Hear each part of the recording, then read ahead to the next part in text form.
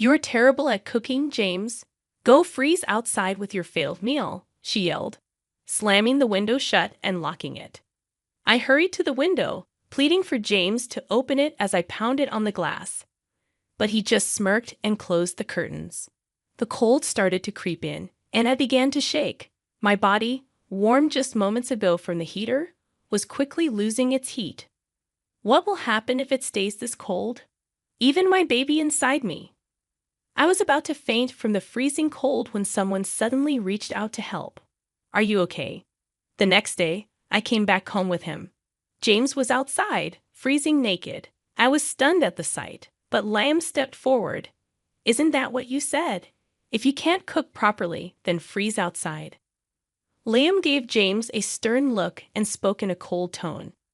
James, shivering in the yard, could barely muster a response. "I'll call for an ambulance out of kindness. Emily, do you have anything to say to him before it arrives?" I nodded and stepped closer to James. "My name is Emily Smith. I'm 28 years old and stay at home. When I was working, my mom got sick and passed away. Then my dad suddenly died from a heart problem. I was left all alone since I'm the only child. It was really hard being by myself, but I kept busy with work. Emily, are you okay? You seem stressed." During that tough time, my husband James was there for me. He comforted me when I felt sad and alone. Eventually, we fell in love and got married after dating for a few years. "We're so happy to have such a wonderful woman in our family," my in-laws said. "James, you've brought home a great lady." After our wedding, I moved in with James' family, and we all got along great. "Emily, I saw a new cafe near the train station on TV. Let's check it out sometime," James suggested. "Sure, I'd love to." I especially bonded with my mother-in-law, and we made it a tradition to go out for a meal once a week. I also connected well with my father-in-law, who enjoys cooking, and we've cooked together in the kitchen a few times. "I'm happy you're getting along with my family, but what about my younger brother? He can be a bit of a handful," James asked. "Oh, he's fine. Liam, my brother-in-law, and I don't talk much because he works from home and stays in his room most of the time. But when I showed interest in his work, he explained it to me in detail. So, I've been getting along well with James' family." A few years later, I found out I was pregnant with James' child. Because of how bad my morning sickness was, I decided to quit my job. "I think that's a good call." "Don't overdo it," James agreed. Deciding to quit wasn't just my choice. I talked it over with James' family. Both James and Liam make enough money for us to live comfortably. I also have savings, and with my father-in-law working and my mother-in-law having a part-time job, quitting my job won't cause any issues. "Wow, pregnant women have it easy. No work, no complaints," someone remarked. Lately, James has been complaining about me not working. But during our discussions about me quitting my job, James was actually the one who suggested it first. He said, "You're just freeloading without a job, acting all high and mighty." "Who's acting high and mighty?" "I'm the one who always cleans up after you," I retorted. I've always been competitive, so I wanted to prove James wrong. "If you had a problem, you should have spoken up during our discussions. You were the one who brought it up, right, James? Instead of complaining, focus on your own responsibilities. My parents-in-law agree with me and support my decision." James feels left out. He and Liam don't get along, so Liam never supports James. James looks down on me because I work from home. He doesn't listen to me and doesn't think I'm helpful. Liam whispered this, which is why he doesn't join our conversations. James doesn't like this, and when we're alone, he complains even more. "Just because my family likes you doesn't mean you should act all high and mighty." I'm not acting that way. Everyone is just being reasonable. Even when it's just the two of us, I never used to lose arguments to James. But when the morning sickness started, I lost the energy to argue. Pregnancy isn't an illness. "If you're not working, James thinks you're just lazy." I agree. Pregnancy isn't an illness, but Emily is putting in a lot of effort to nurture another life. "That's hard work in itself," Liam acknowledged. Liam started helping out too. Whenever James complained to me, Liam would step in and tell his parents. While James got scolded by them, Liam took care of me. At this rate, it's hard to tell who the real father is, I joked, rubbing my belly. With my in-laws keeping an eye on things, I hoped James would eventually change. Until then, I kept trusting him. Oh, James isn't back yet? No, not yet. Suddenly, James started coming home late all the time. He claimed it was because of overtime, but I wasn't sure if that was true. Even on his days off, he'd say he was working late or got called in unexpectedly and wouldn't come home at all. I began to suspect James was cheating, and so did his parents. We tried to gather evidence together, but it was tough to catch him in the act. He always seemed to be at the office, and we couldn't find any evidence of him seeing another woman. Well, we can't really know what's going on inside the company, his parents said. I asked one of his coworkers, but she said everything seemed normal. Hey, Emily, take it easy, she told me. My morning sickness got so bad that I couldn't do any housework. But my father-in-law cooked, my mother-in-law helped with other chores, and Liam pitched in, so everything was okay. You should be ashamed of yourself. Lying around all day, not doing any housework, even though you're a homemaker? Why are you even here? James, who had seen his parents doing chores, woke me up one night just to say that. When I looked upset, Liam replied, "That's rich coming from someone who's not pulling his weight as a husband. Every time you challenge me, even though I'm the eldest. Well, you're not exactly the role model type of brother. You've always been a bit of a know-it-all," Liam retorted. The argument between the brothers escalated, almost turning physical, before their parents stepped in to stop them. After hearing what happened, their parents scolded James, saying, "That's enough. Do whatever you want." "Wait, James, where are you going without talking to me?" James left without a word. "I'm really sorry about that. We apologize," their parents said to me in place of James, and the situation calmed down. However, James's behavior has been worsening, and something needs to be done soon. I was at a loss for what to do. Is everything okay? One Saturday, my in-laws had planned a trip for a local event. Despite arranging it beforehand, they were worried about leaving me alone due to James's recent behavior. "I'm concerned about leaving you," my mother-in-law said. "I'll be fine. My morning sickness has eased up a lot," I assured them. They left with concern, and around the same time, Liam had overnight commitments. "I'm sorry for leaving at this time," Liam said. "It's okay, take care," I replied. Not long after they left, Liam also departed. James was unusually at home that day, still asleep. Despite not feeling my best, I decided to get up and do things around the house. I didn't want to risk James's criticism if I stayed idle. Thankfully, my father-in-law had prepared plenty of dishes and stored them in the fridge. I started cleaning and doing laundry, taking it easy on myself. "Hey, breakfast!" James finally woke up close to noon, still looking grumpy with messy hair. He demanded breakfast, and I rolled my eyes, grabbing some leftovers from the fridge. "What's that? Leftovers your dad made you? You can't even cook as a homemaker," James remarked. His comment annoyed me. Why does he say things like this? Doesn't he realize I'm pregnant with his child? There's no excuse for his behavior. Sorry, but right now, my main job is taking care of our baby. Household chores can wait. How dare you talk to your husband like that? James shouted at me, but then Liam barged in, breaking the tension. I could hear them arguing loudly outside. "You stay out of this." James snapped at Liam before storming off to his room, muttering angrily. As expected, James made a racket and then left the house. Liam let out a heavy sigh. "You okay?" Liam asked as he entered the room. "Yeah, what brings you here?" I replied. "I just came to pick up something I forgot," Liam explained, looking at me with concern. I chuckled, noticing how much he resembled his mother. "It's all right, go ahead. Don't worry about me," I assured him. "Okay then, I'll head out," Liam said, hesitating for a moment before leaving. I couldn't help but wonder, Where did the James I first met go? At this rate, it seemed like divorce was inevitable. But I still wanted to remain close to my in-laws. Feeling suddenly drained, I decided to lie down. And before I knew it, I fell into a deep sleep.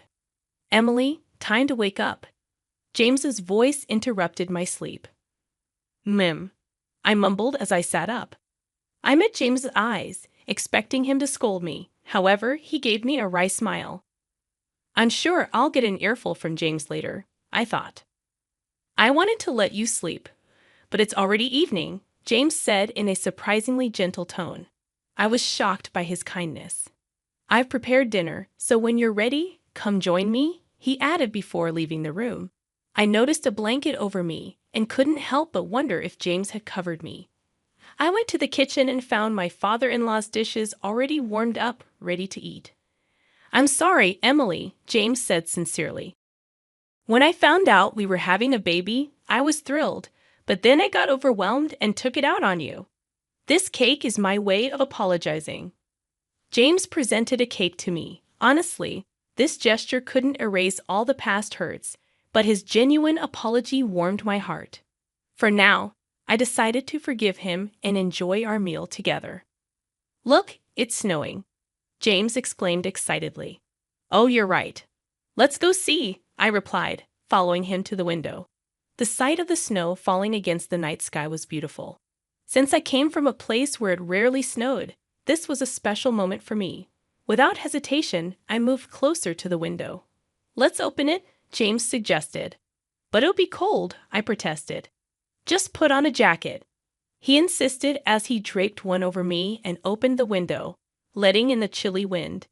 As I braced myself against the cold, James hugged me. Suddenly, I found myself outside, and when I turned around, I saw James grinning mischievously. You're a homemaker who doesn't do the housework. That makes you a bad wife.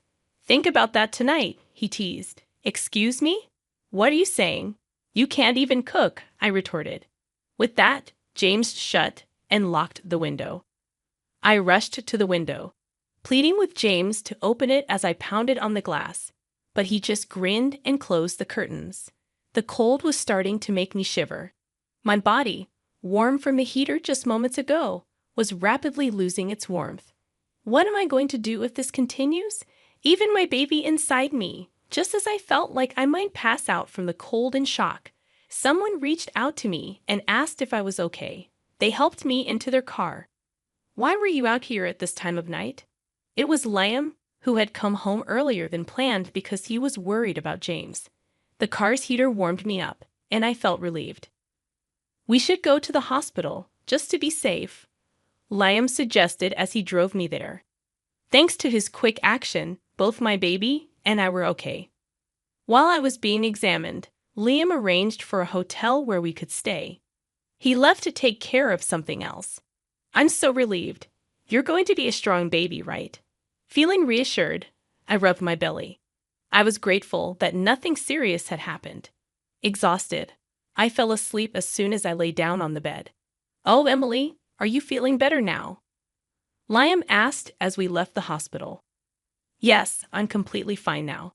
Thank you so much, I replied gratefully. No problem, shall we head home? Liam suggested. The next day, as we arrived home, I was shocked to see James freezing naked in the yard. Liam approached him with a cold gaze and tone. This is what you said, right? If you can't cook properly, then freeze outside. James, shivering, couldn't even respond properly. I'll call an ambulance out of kindness. Emily, do you want to say anything to him before it arrives? Liam asked me. Nodding, I stepped closer to James. It's because of you that our baby was almost in danger. I will never forgive you. Just wait, I told him firmly. James was taken to the hospital. Later, I asked Liam what happened last night after he dropped me off at the hotel.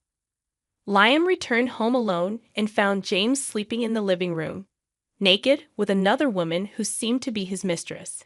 James had brought her home, thinking we wouldn't be there, and with me locked out, he seemed confident. Liam, furious, threw James out of the house in his birthday suit, telling him to think about his actions. Then Liam interrogated the shocked mistress, gathered evidence, and sent her back to her place. It turned out she had a family too. By the time Liam informed them of everything, dawn was approaching.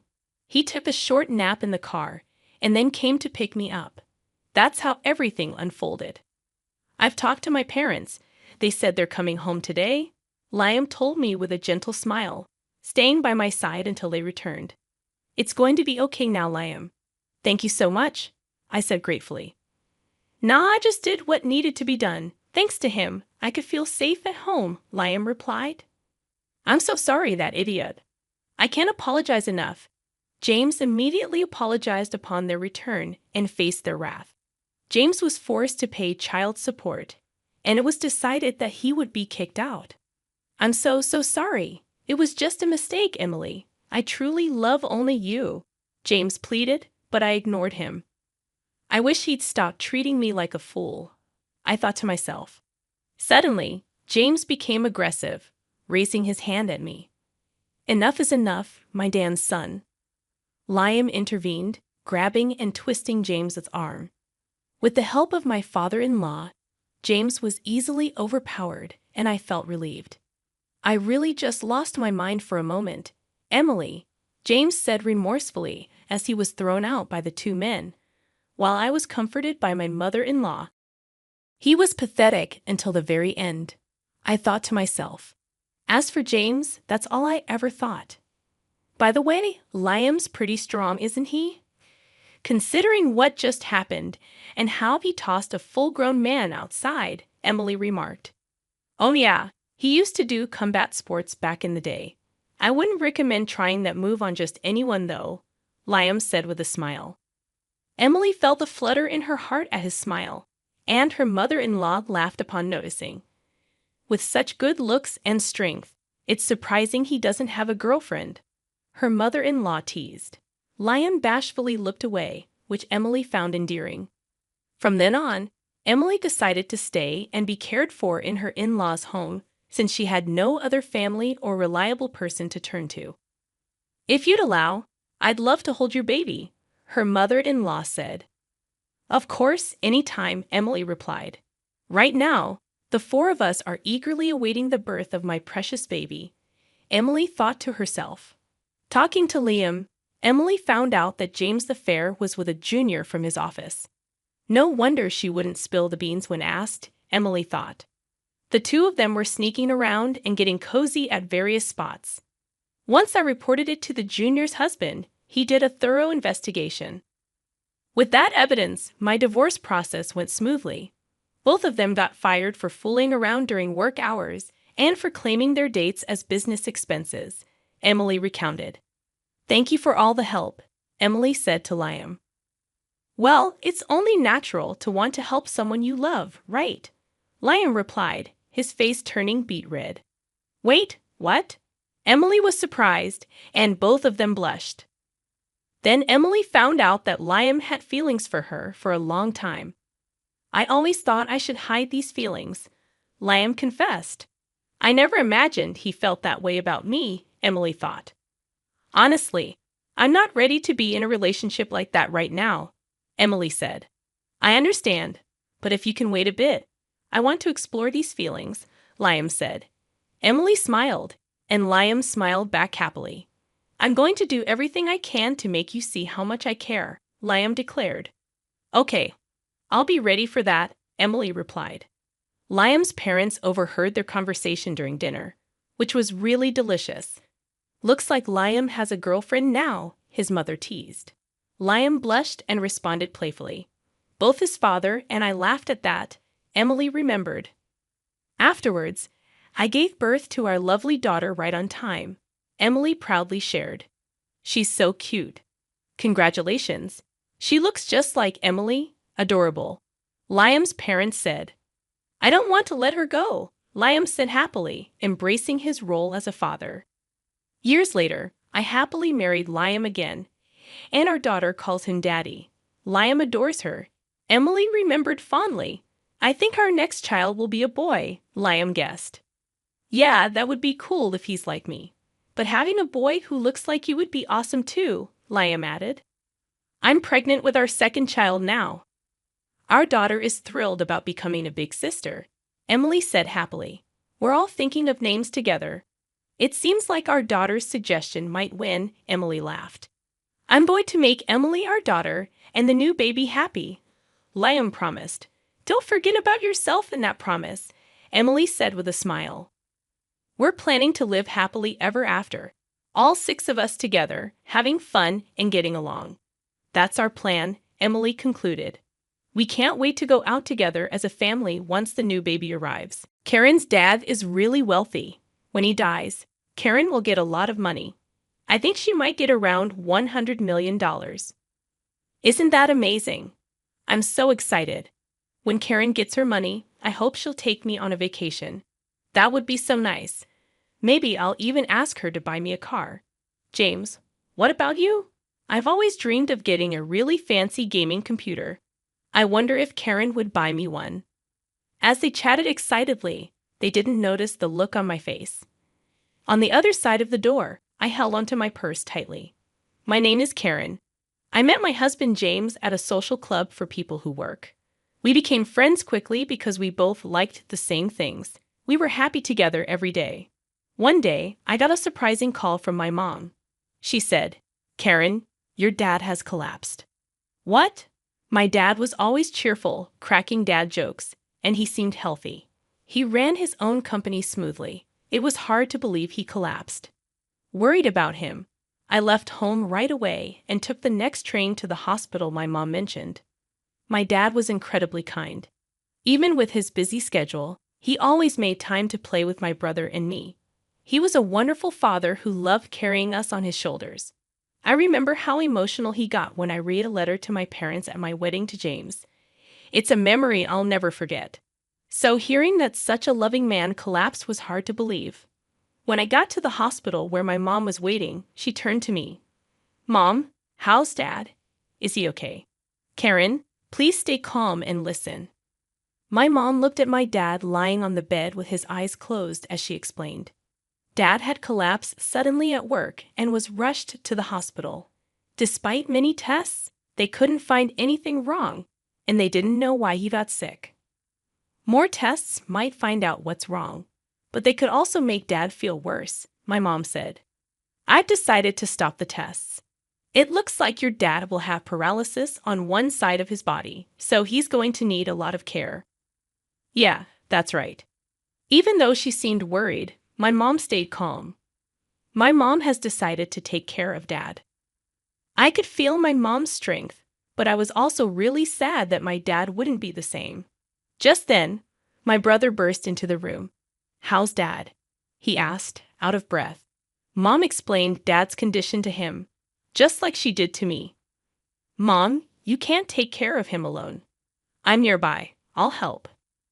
Thank you, but focus on your own life. You have your own family to take care of. My brother agreed, saying, I understand. My brother got married before me and now has a 4-year-old daughter. I'm the one with more free time since I don't have kids yet, but it takes me an hour by train to get home. Even though I'm far away and it'll take time, I won't leave everything to you and Mom. If anything changes with Dad, tell me right away. Karen, did you tell John you're here? My brother suddenly asked, reminding me that I had left the house without letting John know. Seeing my worried expression, my brother said, you should call him. John must be worried. So I hurried out of the hospital room to find a quiet spot to call him. When John answered, he asked, Karen, where are you? I was so worried. Hearing John's voice calmed me, but I couldn't hold back my tears as I explained that my dad had collapsed and needed care. John was shocked. You're lively, Dad. But he spoke gently to comfort me. I felt grateful to have married him. When I told him I was coming home, he said softly, I'll make dinner. Just be careful on your way home. It seemed Dad would stay in the hospital tonight. My mom and brother were also heading home, so I decided to go home too. When I got home, John had prepared my favorite meal. It must have been tough. Have something you love to cheer up, he said, pulling out a chair for me. His kindness brought tears to my eyes. John usually stays calm, but he's incredibly caring when I'm feeling down, which always touches me. After thanking him for his comfort, I went to bed early that day. The next morning, feeling a bit better, I told John that I wanted to help take care of my dad sometimes, and he agreed happily. Also, it turned out that John had informed his parents about my dad's condition, and they offered to help with chores while I was away. I was surprised and grateful to receive such support from John's family to assist with my dad's care. When I called to thank them, John's mom chuckled and said, "Your dad is like family to us. You don't need to worry about a thing." When John's parents arrived at our house with smiles on their faces, asking how they could help with chores, I was surprised. They, like John, are usually calm and composed. Before I got married, I thought they were a bit distant, but maybe I misunderstood them. I kept thanking my husband James and my in-laws for their support and for taking care of my dad. My dad used to talk a lot, but after the paralysis on his left side, he couldn't speak well.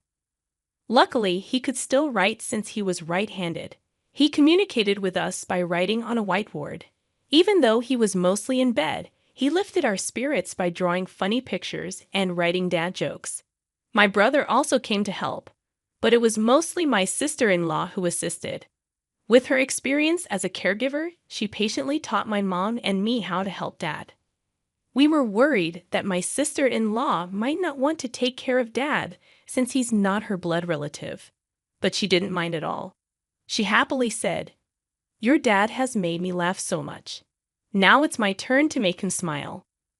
Seeing her enthusiasm made me realize that my brother had married an amazing person. My brother may have a great spouse, but I'm not falling behind when it comes to having an amazing one myself. My whole in-law family supports me in taking care of my dad. Every time I go to help him, they ask how he's doing, and I'm really thankful for their care. But then I realized it might all be a misunderstanding, just by chance. One day, I left the house to go see my dad, but when I got to the station, I realized I forgot my wallet. Feeling annoyed with myself, I went back home.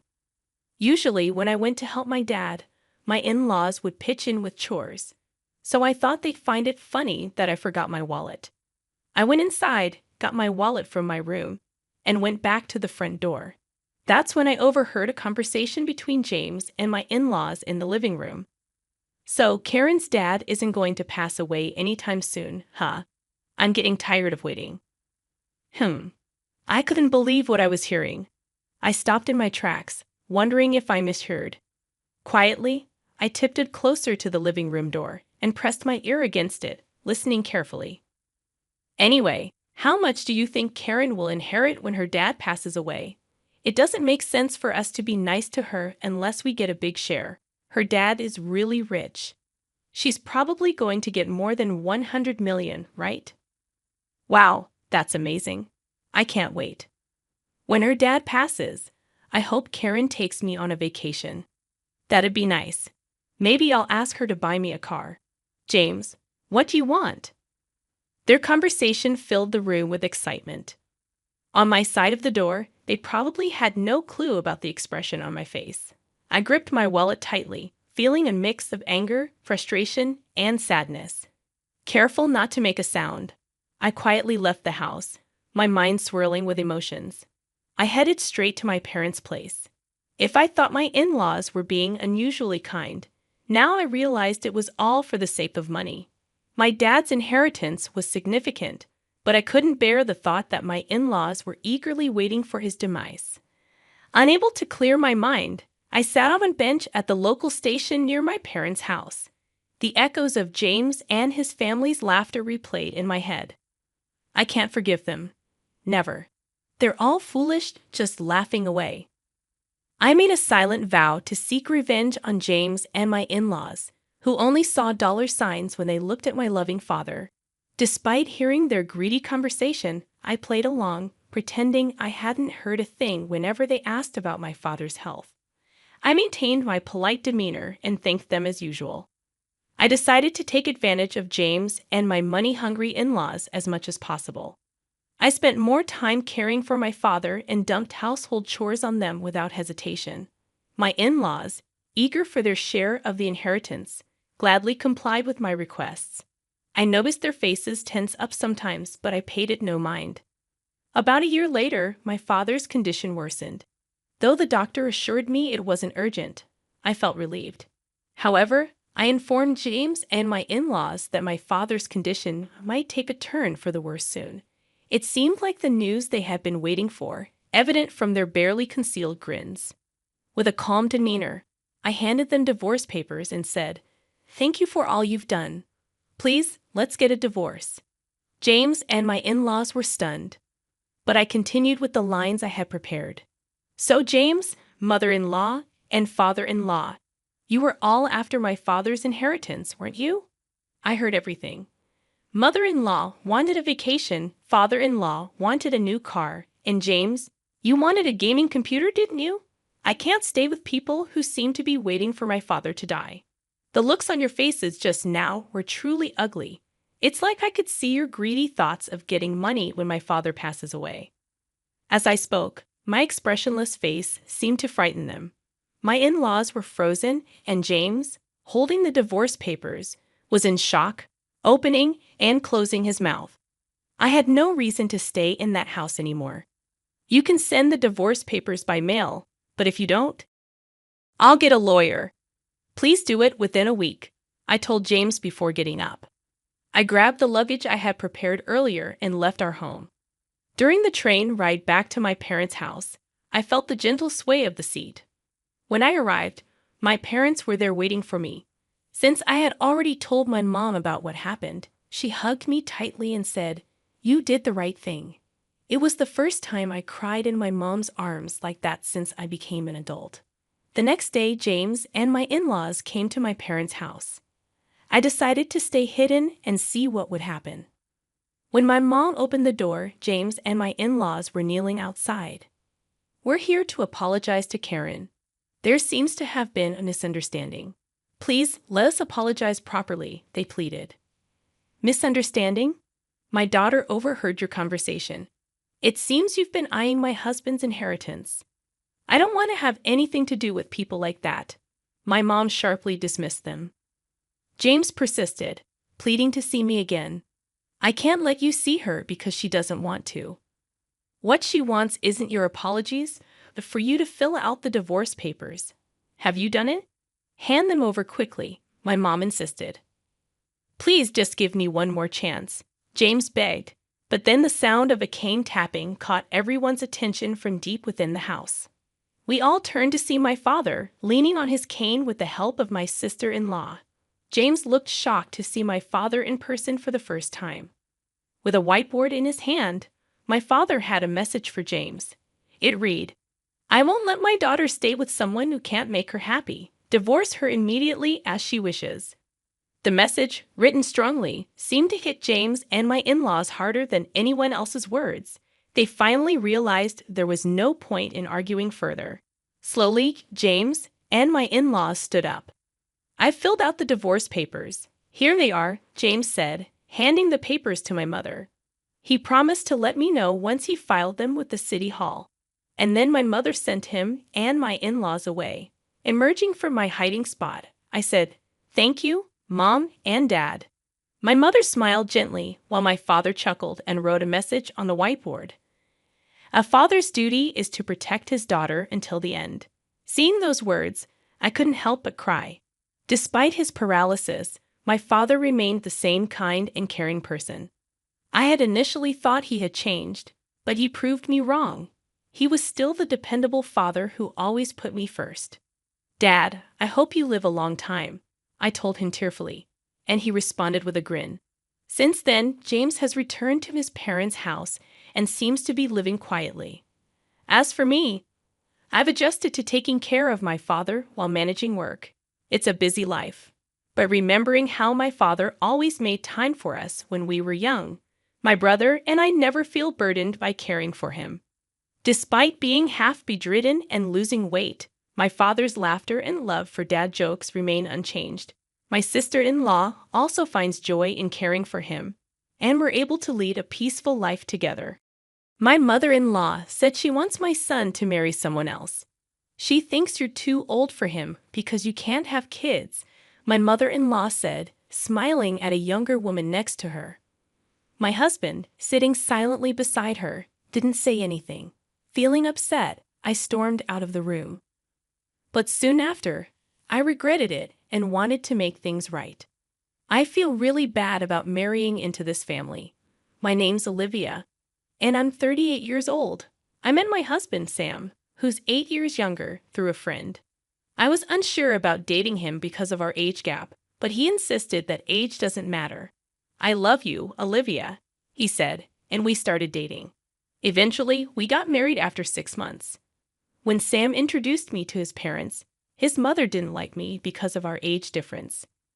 When you said you were bringing a woman to consider marrying, I thought she'd be young and cute. 38 years old, Sam. I mean, no offense, but think about it again. Younger women are usually better, she told Sam right in front of me. My father-in-law intervened, saying, if Sam thinks she's good, then she's good, right? Sorry for my wife's rude comments, Olivia. Eventually, we got their approval for our marriage. My father-in-law was good at smoothing over my mother-in-law's harsh words, making it seem like he didn't want any conflict. But after we got married, he often ignored issues, which was disappointing. Sam's family was well known as landowners in our small town, and my mother-in-law loved to brag about it. Even though she wasn't technically related by blood, she married into the family, just like me. This family is very wealthy, and Sam, being the favorite, has a charming and dreamy aura. My previous partner was very careful with money, which was tough. So Sam's relaxed and generous attitude towards money is quite attractive to me. Even though my mother-in-law reluctantly accepted our marriage after my father-in-law scolded her, she doesn't seem happy about it. She keeps telling me how a good wife should act, which is frustrating. She's influential among the local women and takes pride in leading the women's association and being popular. She insisted I take time off during the week to meet the association members. She believes it's important to impress them. She introduced me proudly, but some of them hinted that she might not be as well liked as she thinks. Oh, and she also told me to get a medical checkup to see if I could have children. I was a bit put off that it was her, not Sam, who ordered it, but I was also curious to know if I could get pregnant, so I agreed. Gynecological exams aren't exactly a walk in the park. Despite being important for women's health, they're uncomfortable. Does anyone else find sitting in that examination chair waiting unbearable? Despite the discomfort, my bridal health check results were good. I felt relieved when the doctor said, "You're healthy." Sam seemed worried, but he looked relieved when I told him the news. I shared the results with my mother-in-law, hoping we could finally celebrate our marriage happily. But then she said, "Good, you've passed the first hurdle." The first hurdle? What does she mean by that? I thought she'd be happier. Was she secretly hoping for bad news? As I tried to figure out how to respond, my mother-in-law surprised me with a proposal. After you get married, let's build a duplex and live together. You'll split the down payment and mortgage. You work in administration, right? Your salary might not be high, but you should be able to handle it at your age. A duplex? Living together? Splitting the costs with me? I felt overwhelmed by this sudden flood of suggestions. I looked at my husband sitting beside me, hoping for some support, but he remained silent. "Could you please chime in?" I asked him. I haven't discussed anything about living together with Sam. And, well, before we talk about a duplex and living arrangements, I'd like to address the comment about my job," I said, feeling a bit hurt. "You haven't discussed it." "Oh, well, Sam probably thought it was understood. That's not good. We'd always planned that when Sam gets married, we'll all share a house and live together," my mother-in-law insisted. I felt a chill run down my spine. Always? Is she implying she drilled this idea into Sam's head by repeating it constantly? "That's correct. That's what I had in mind." "Wait, you didn't know about this? Why are you agreeing so easily?" my mother-in-law questioned. "I'm sorry, but I had no idea about this plan, and I can't make a decision without discussing it with Sam first. Can we please hold off on this for now?" I said before leaving my in-laws' house.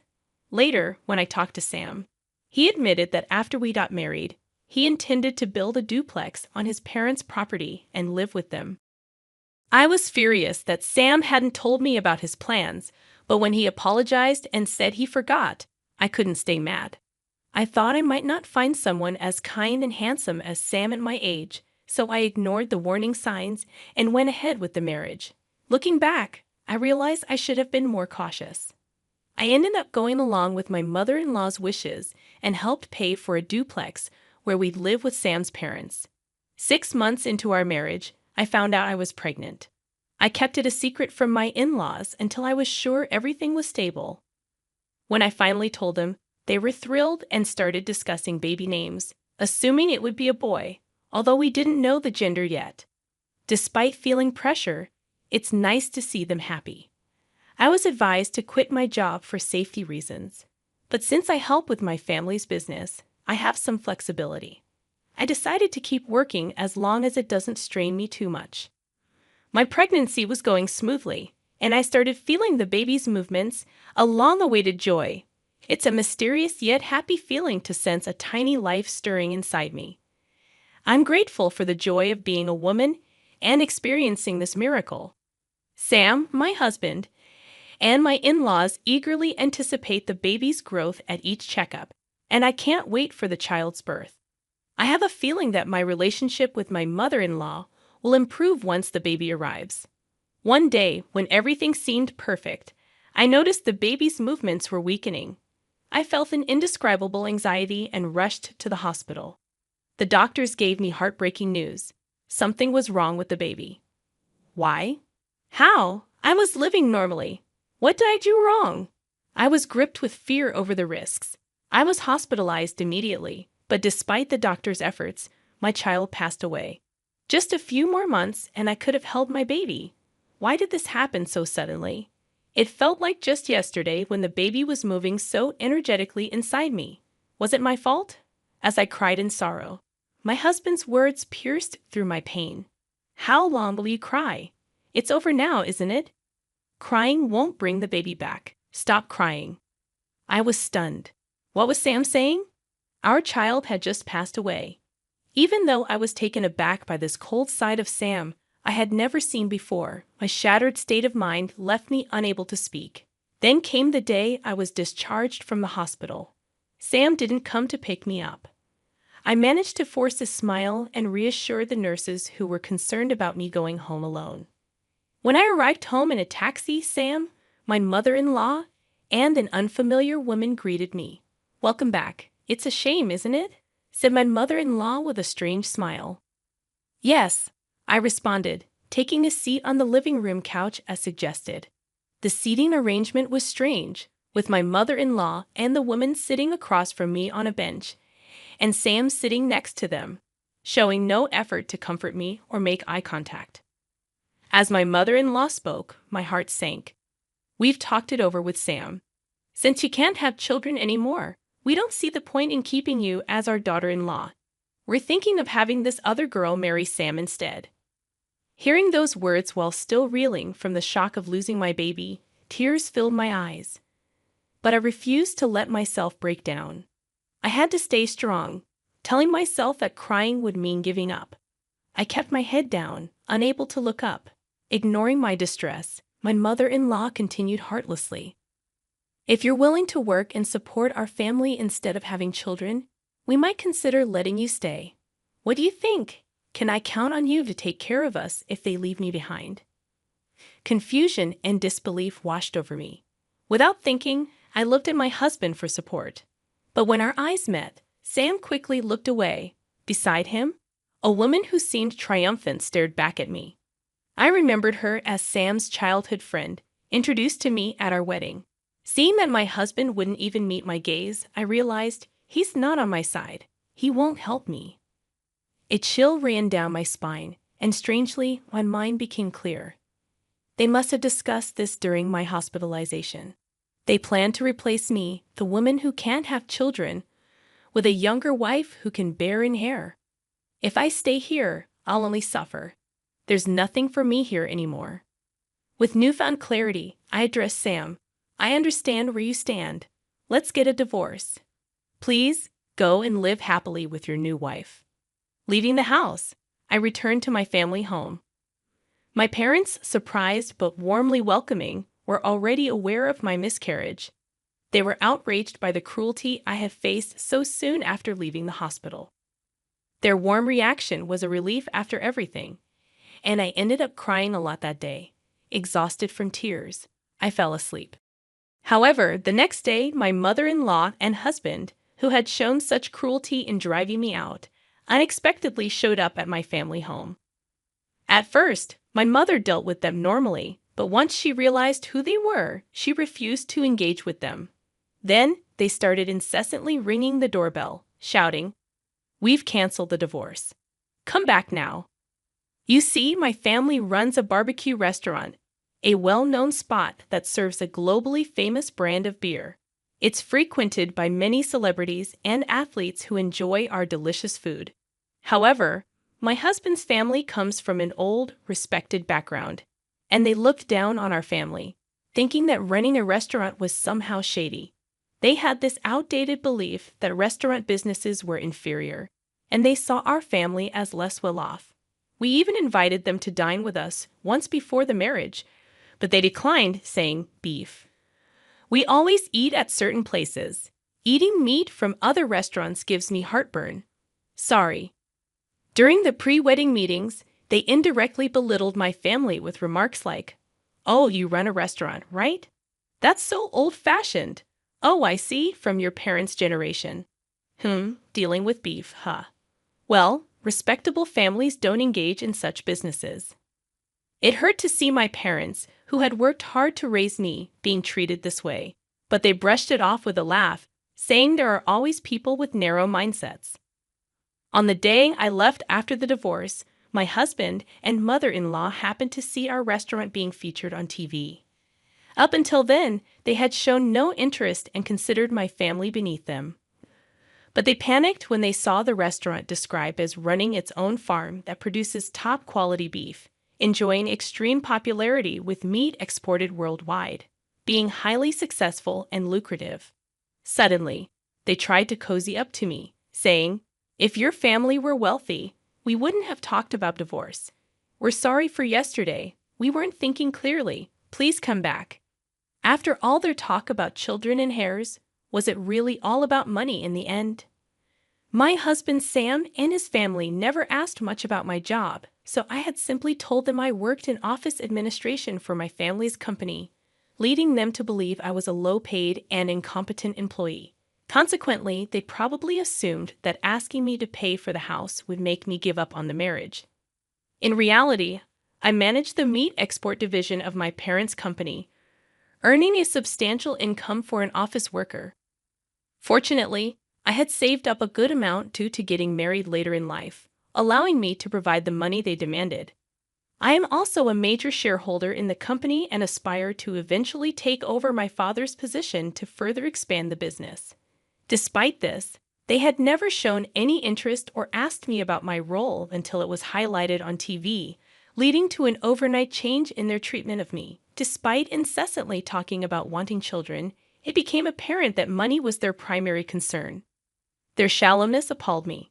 Finally, my father, who had been silently observing the situation, lost his temper and kicked Sam and his parents out. "Thank you, Dad. You saved me," I said. My father, still seething with anger, began drinking and cursing at them.